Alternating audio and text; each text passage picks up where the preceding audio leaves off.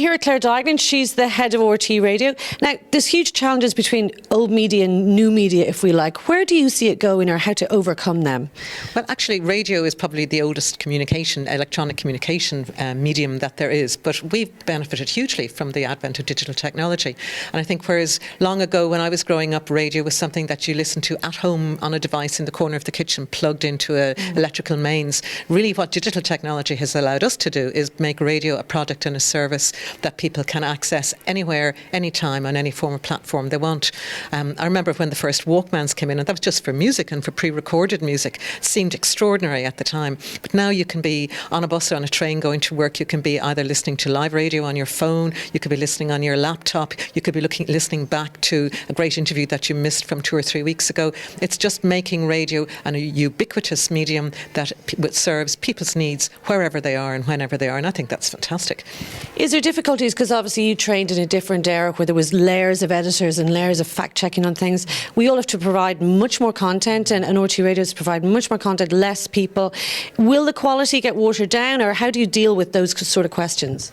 I think the integrity of your product is the most important thing, more so today in a digital world where there is so much choice. People have hundreds and thousands of sources of content to choose from, but time and again what they will do is come back to the product and the brand that they associate with quality and integrity, and particularly in a world of journalism with truth and accuracy. So for us, the RTE brand across all our platforms, that message has to be about high quality. So if it's about radio content, it's really important that we keep up the quality and the integrity of what we offer to listeners. Where they then choose to consume it, whether they're listening on a cable TV channel in bed or they're listening on their laptop or wherever that is, the brand of RTE and the messages that are associated with that about quality and truth and trust, that's the most important thing.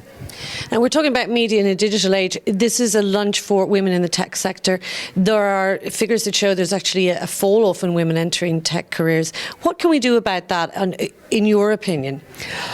A huge amount of this, I think, has to do with the educational choices that girls make at school, and even the messaging that's given to them from a very young age, when your children are going at preschool, at primary school level, that all children, boys and girls, are comfortable with and confident in approaching any subject that they're interested in, and that includes technology, it includes mathematics, it includes the sciences. There are big efforts being made now to encourage girls not to shy away from those subjects. If they don't pick those subjects at the stages when they have to make subject choices, it becomes much more difficult for them when they're coming to third level education, because they won't be confident and comfortable in that technological world, but secondly they won't have the academic subjects in their portfolio of subjects that will allow them to get into those courses, and they need those courses. So it's about confidence, it's about messaging that this is a world that's very comfortable for women to work in, which it is, and a world that is flexible, which is the wonderful thing about technology, that it is very flexible, that working is flexible, work practices are flexible, and this is a good place for women, for girls and women to choose to get into a career. The other thing I think that's hugely important is, and this is why something like this Leaders' Lunch today is so terrific, is that women should support each other. We're underrepresented in this industry. There were loads of industries and sectors previously where women were underrepresented, and it's only until we start supporting each other, contacting each other, network, I'm a massive believer in that we will begin to see women emerging through more and more women leaders coming through. And the boys are doing it all the time. They're doing it through their social life, through their sporting life, through the old school network. Women are much less comfortable doing that, but I think we need to get to grips with it and support each other. Is it sometimes said that women can reach the same high points as men, but they don't shout about it enough? They don't self-publicise their way through their own career, if you like. They tend to be focused on a narrow part of an individual job at one time rather than planning their path? Yeah, that's an interesting thought. I think traditionally women maybe tend to be less of a long-term planner from a career point of view. Things come along, they go for them, they get them, and sometimes they're slightly surprised that they ended up where they did.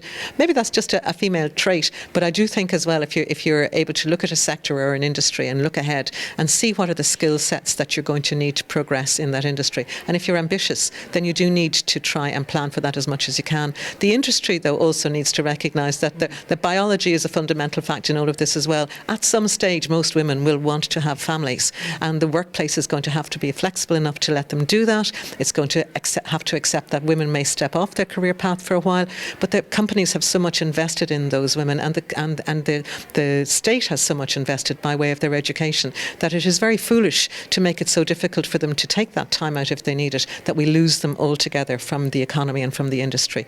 So I think public policy and employment policy which recognises someone's going to have the babies, it's going to be women, and it's probably them who will need to take some time out at some stage.